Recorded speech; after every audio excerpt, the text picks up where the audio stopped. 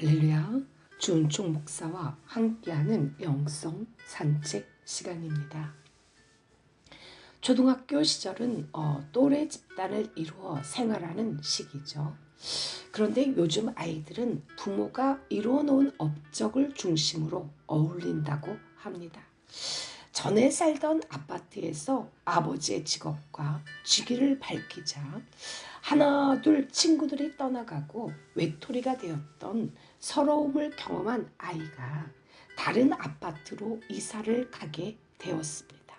그런데 또 문제가 생겼죠. 친구들이 모여서 우리 아버지는 사장이고 쟤네 아버지는 회장인데 니네 아버지는 뭐 하시냐? 라고 물으면 회사원이라고 대답하기가 창피했던 그 아이는 고민 끝에 아주 기발한 생각을 하였습니다.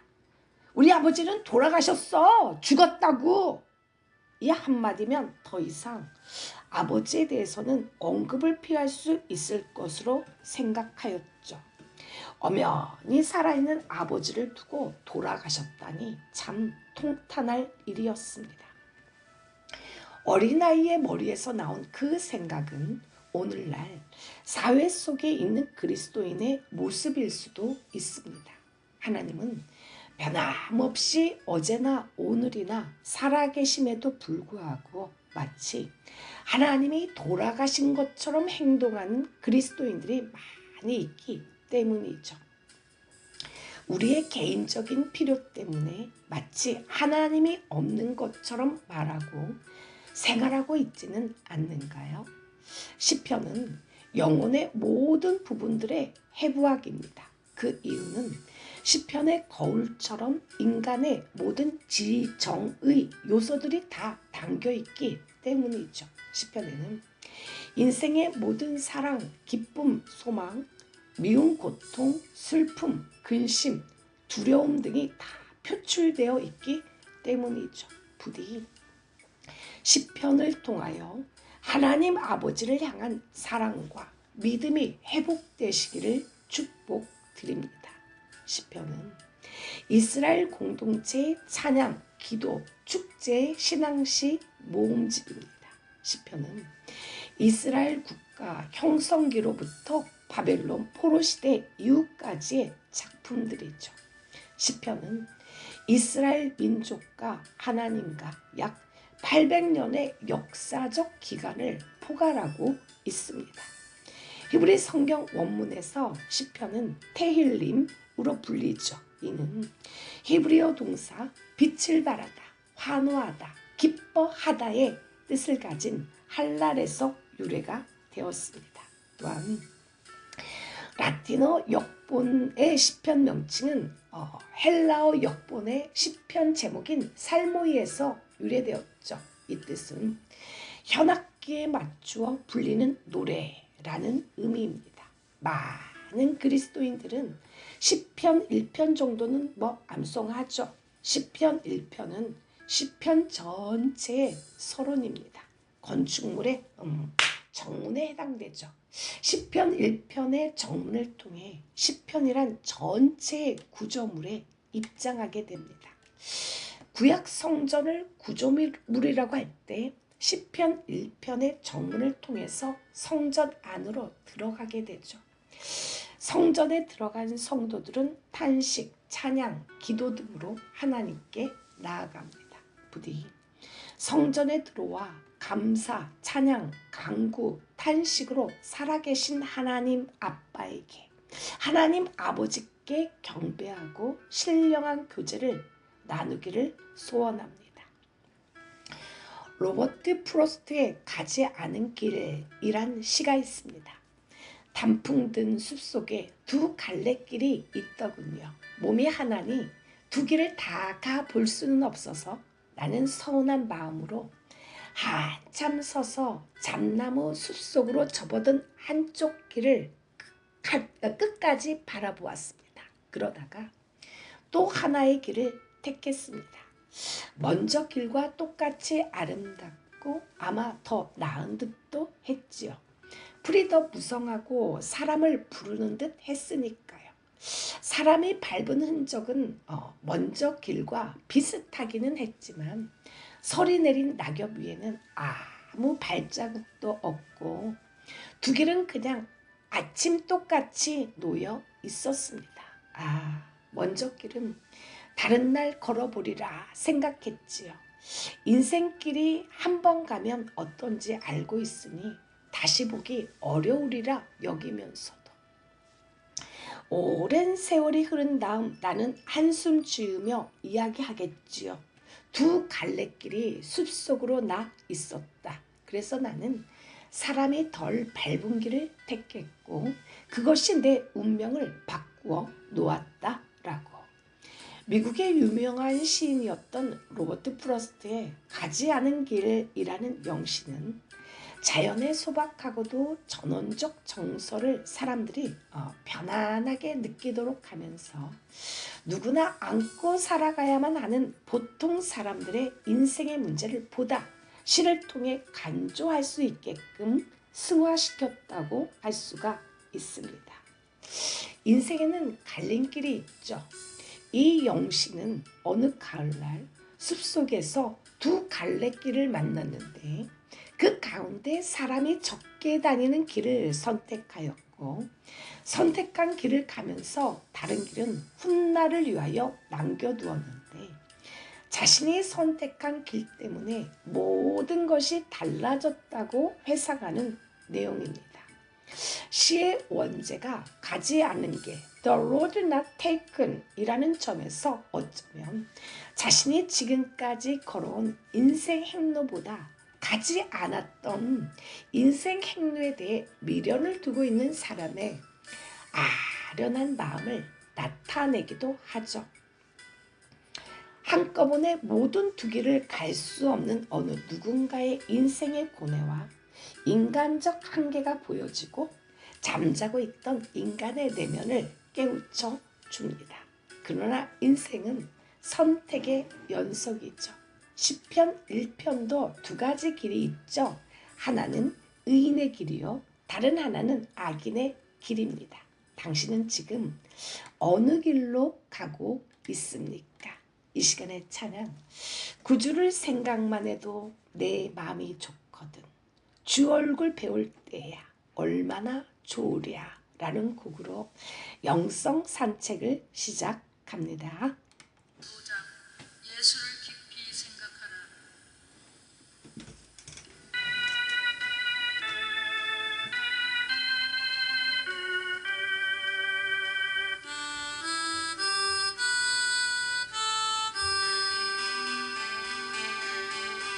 구주를 생각하여도 내 마음이 좋거든.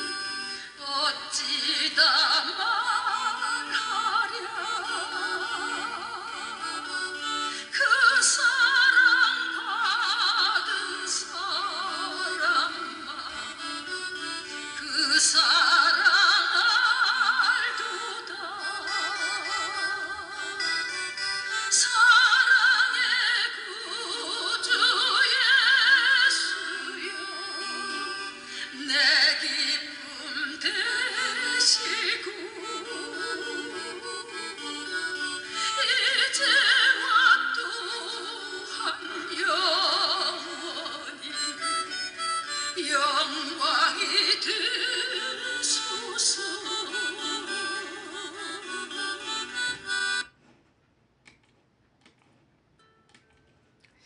할렐루야. 우리는 모두 복을 받기 원하죠. 세상에서의 복의 개념과 시편 1편의 복의 개념이 다릅니다. 세상에서는 어떻게 하든지 성공하면 복이 있는 사람으로 보죠. 돈 많고 집 좋고 사회적인 지위가 좋고 높은 빌딩을 강남에 가지고 있고 이런 사람을 복 있는 사람이라고 말하면서 부러워하죠. 그래서 수단과 방법을 가리지 않고 높은 자리에 올라가고 부자가 되려고 합니다. 안타깝게도 그리스도인 중에도 자신이 이러한 복을 받지 못했다고 생각하는 사람들이 많습니다. 성경이 말하는 복의 개념이 잘못되어 있기에 그리스도인이면서도 세상에 잘 사는 사람들을 복받았다고 생각하며 부러워하며 살아가죠. 그러나 실상은 어떤가요? 이러한 성공은 진정한 만족과 기쁨을 주지 못합니다. 잠깐 기쁨을 줄지는 모르지만 곧 더 큰 허무함이 찾아오죠. 병과 죽음 앞에 섰을 때 그 인생의 초라함이 확연하게 드러나죠. 사람들은 어느 날 TV에서 왕년에 저렇게 잘 나갔던 사람들의 그 초라한 말년을 보면서 이렇게 말하죠. 어쩌다 저렇게 되었지? 오늘 시편 말씀은 참 중요한 말씀이라고 할 수가 있죠. 오늘 본문을 통해서 누가 복이 있는 사람인지 복이 없는 사람인지를 판단을 할 수가 있습니다. 다 같이 시편 1절 같이 읽습니다. 복 있는 사람은 악인들의 꾀를 따르지 아니하며 죄인들의 길에 서지 아니하며 오만한 자들의 자리에 앉지 아니하고.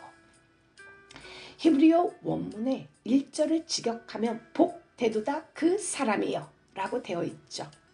히브리어 에세르는 여기에서 행복이나 만족의 의미를 지닌 복으로 번역되어 있습니다. 여기서 말하는 복은 사람들이 흔히 추구하는 동양적, 물질적, 현상적 복과는 전혀 다르죠. 본문에서 말하고 있는 복은 에세르입니다.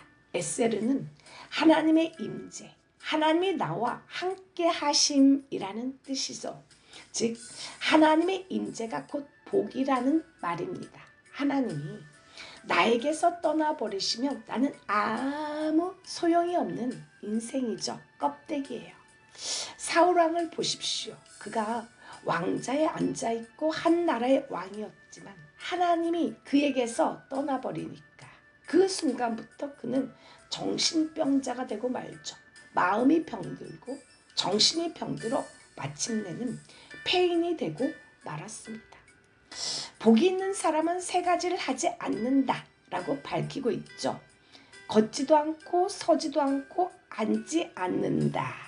즉 복된 사람은 가서는 안 될 길, 서서는 안 될 곳, 앉아서는 안 될 자리가 있죠. 의인은 악인가 생각하는 거, 행하는 거, 곧 소속 영역이 전혀 다릅니다. 복이 있는 사람은 악인들의 꾀를 쫓지 않죠. 성령께서 말씀을 통하여 분별할 수 있는 지혜를 주시고 피할 수 있는 길을 열어주시고 단호하게 거절할 수 있는 결단력과 용기를 주시죠. 주의 증거는 나의 즐거움이요 나의 모산이다. 하나님의 말씀은 언제나 우리 인생의 최고의 카운슬러입니다. 죄인은 하나님의 표적을 빗 맞추는 사람들이죠. 죄인들의 길, 이 길은 방향을 말하죠. 죄인이 행하는 간습, 삶의 방식을 일컫습니다. 의인은 죄인이 서 있는 그 길을 알죠. 그래서 그 길에 결코 서지 않습니다.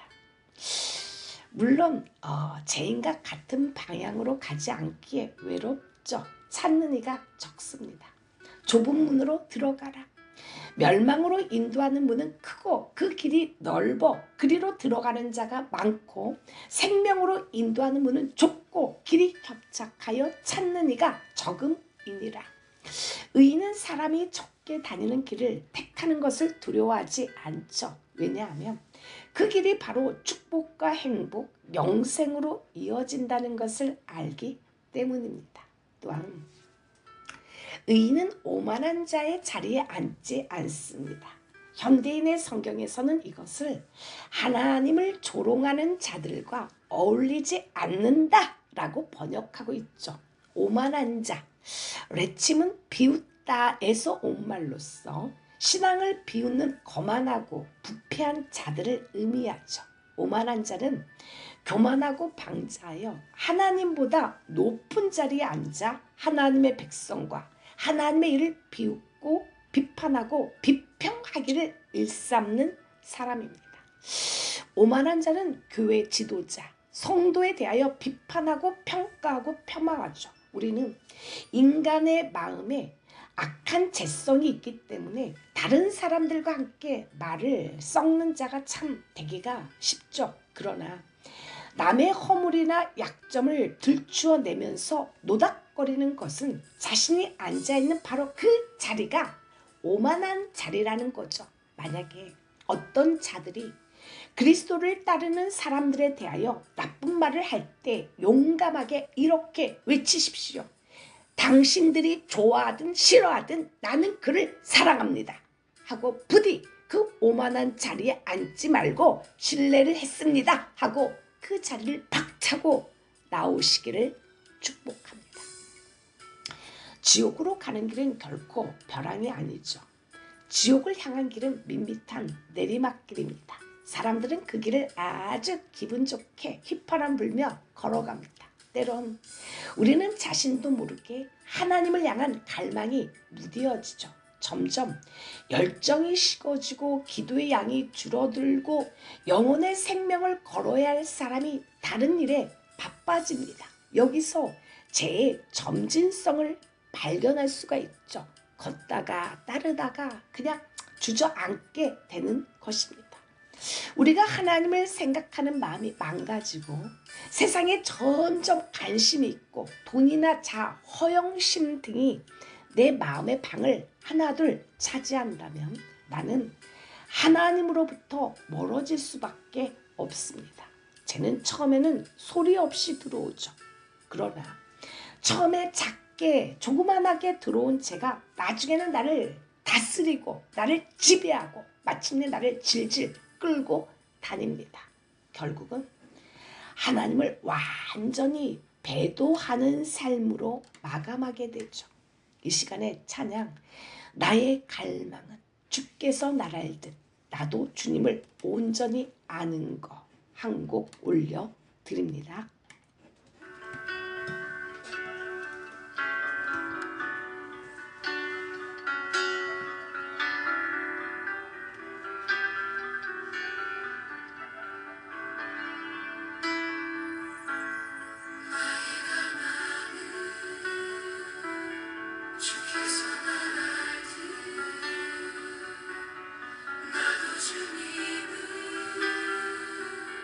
온전히 아는 것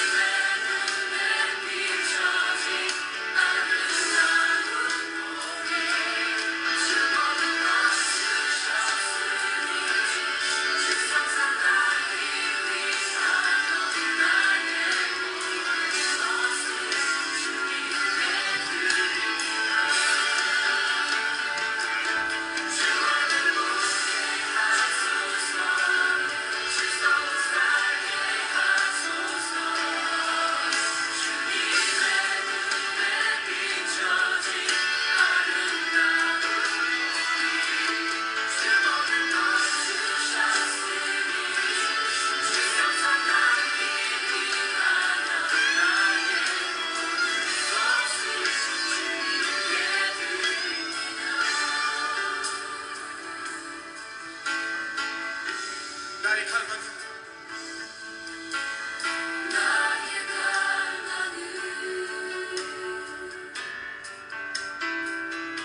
나의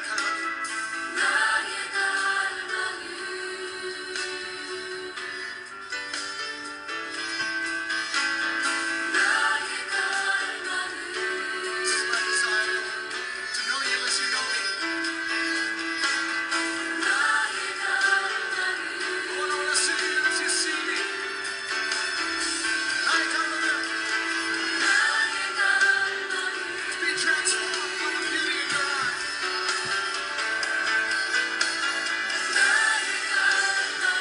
Sing it out. This is my desire.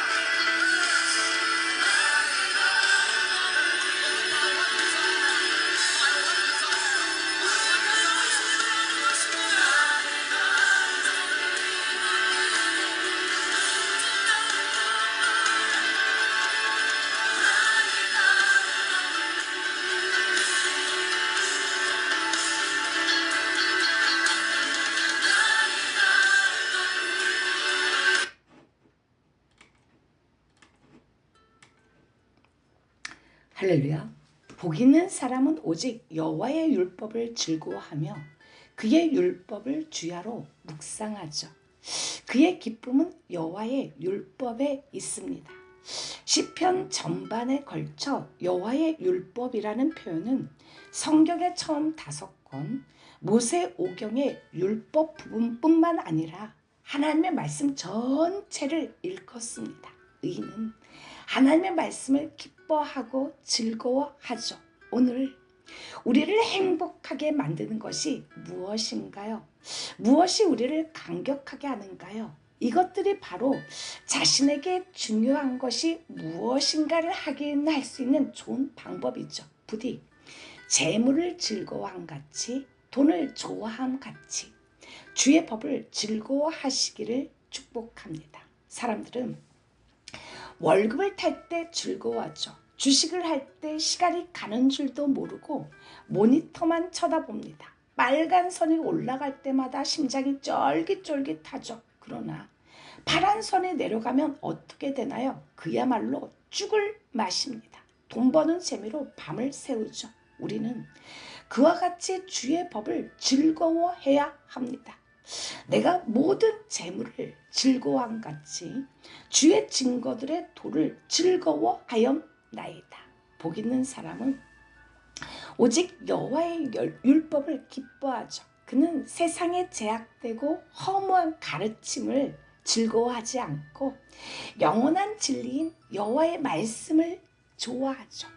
말씀이 주는 즐거움이 얼마나 좋은지 꿀과 송이꿀보다도 더 달콤합니다. 오죽하면 모세의 뒤를 이어서 후계자가 된 여호수아에게 하나님이 직접 말씀하시죠. 이 율법책을 네 입에서 떠나지 말게 하며 주야로 그것을 묵상하여 그 안에 기록된 대로 다 지켜 행하라. 그리하면 내 길이 평탄하게 될 것이며 네가 형통하리라. 묵상은 낮은 목소리로 중얼거리며 읽는다라는 뜻이죠. 묵상의 대상은 하나님의 말씀과 하나님 자신, 그분이 행하신 기이한 일들입니다. 의인은 주야로 주의 거룩한 말씀을 묵상하죠. 날마다 생명의 말씀의 거울 앞에서 자신의 삶을 비추어 봅니다. 자신이 걸어온 삶, 걸어갈 삶에 대한 주님의 뜻을 찾아보죠. 그리고 결단하고 다짐하고 행동에 옮깁니다. 영국에서 청교도들을 이끌고 종교 전쟁을 일으켰던 그 유명한 크롬웰이라는 사람이 있습니다. 이 사람은 전쟁터에서도 주머니에 조그만한 성경책을 넣고 다니면서 틈만 나면 읽고 묵상하였죠. 틈틈이 하나님의 도움을 구하며 기도를 하였습니다. 그러던 중 한 번은 적의 총탄을 맞고 쓰러져 기절을 했죠. 나중에 정신을 차리고 보니까 주머니에 넣어두었던 성경책에 총알이 박혀 있었다고 합니다. 생명을 구한 것이죠. 그때 그 순간 그는 일어서서 큰 소리로 외쳤습니다. 하나님의 말씀이 내 육신의 생명을 구했고 내 영혼의 생명까지도 구하셨다. 전쟁터에서도 말씀을 묵상하며 말씀에 의지해서 도움을 구하는 모습이 얼마나 진지했을까요? 말씀의 묵상은 명상과 전혀 다릅니다. 명상은 마음을 비우는 것이죠. 명상은 위험한 종교적 심리적 행위입니다. 이것은 매우 위험하죠. 왜냐하면 공허한 마음은 속임수나 마귀의 영에 대하여 자신을 공개적으로 열어놓기 때문입니다.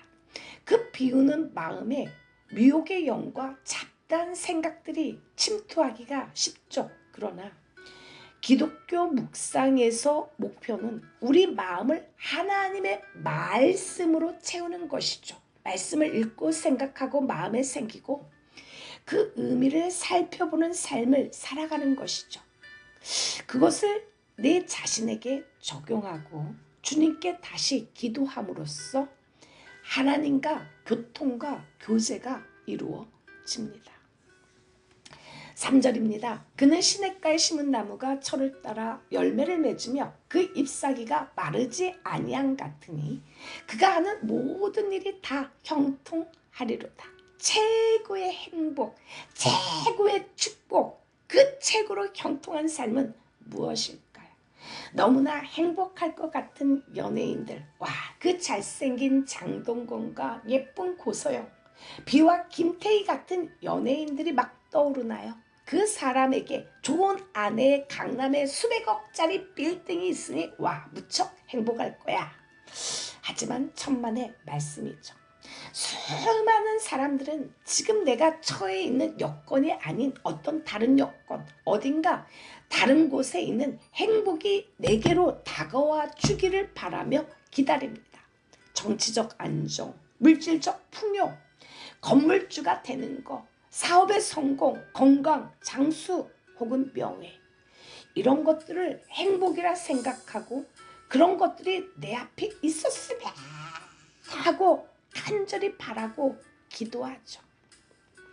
사람이 인생을 살다 보면 자기가 원했던 일이 잘 풀려나가는 소위 형통의 길을 고속도로를 타고 달리는 사람이 있는가 하면 반대로 계획했던 일들이 엉뚱한 방향으로 흘러가는 불통의 삶을 사는 사람도 있습니다.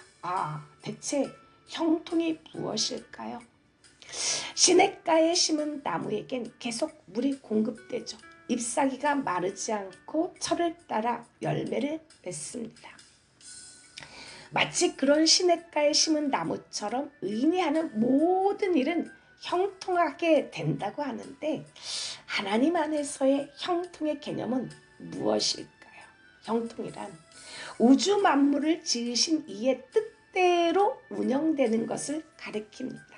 우리가 흔히 생각하듯 잘 먹고 잘 사는 것, 뭐든 내 뜻대로 되는 것을 말하는 것이 결코 아닙니다. 내 뜻이 하나님 뜻과 같을 때 그것이 의인의 길, 복 있는 자의 길, 형통한 길이라고 하죠. 날씨에 따라, 계절을 따라 말랐다, 좋아졌다 하지 않습니다. 늘 푸르름을 유지하며 생명력이 있죠. 왜요? 시냇가에 뿌리 내리고 있기 때문이죠. 근심할 만한 어려움이 없는 것이 아니에요.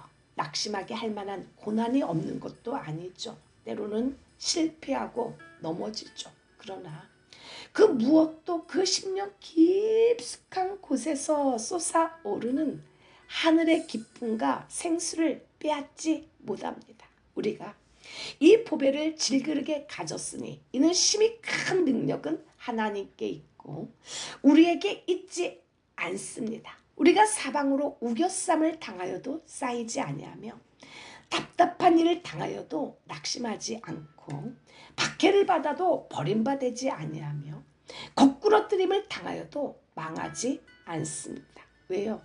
하나님이 그 안에 무한한 생명력을 공급하시기 때문이죠. 우리에게 늘 햇빛뿐이면 사막을 이룬다라는 말이 있죠.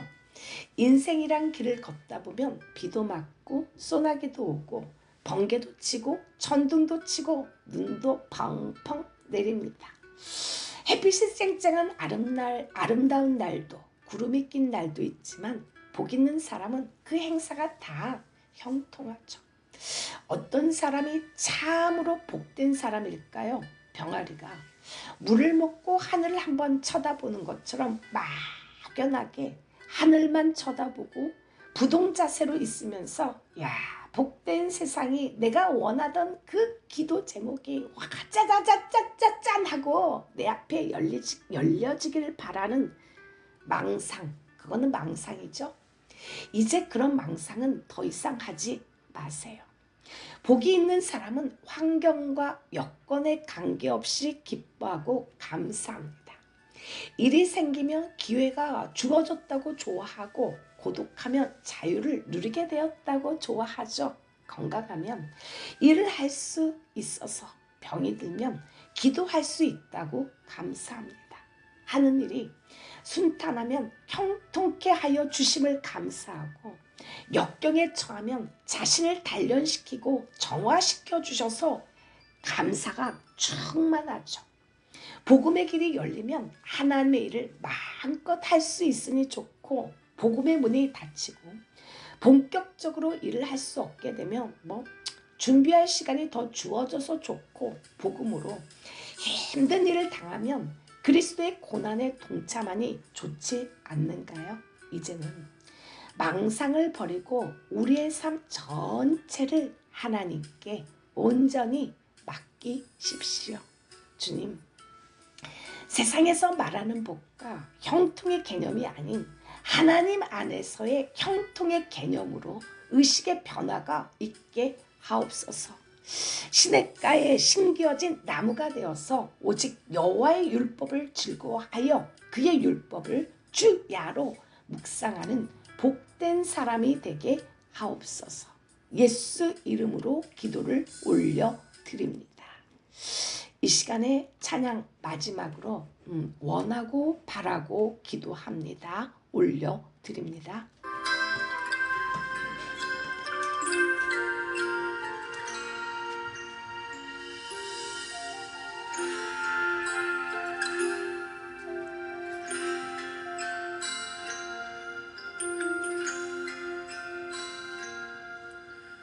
이 세상을 살아가는 동안에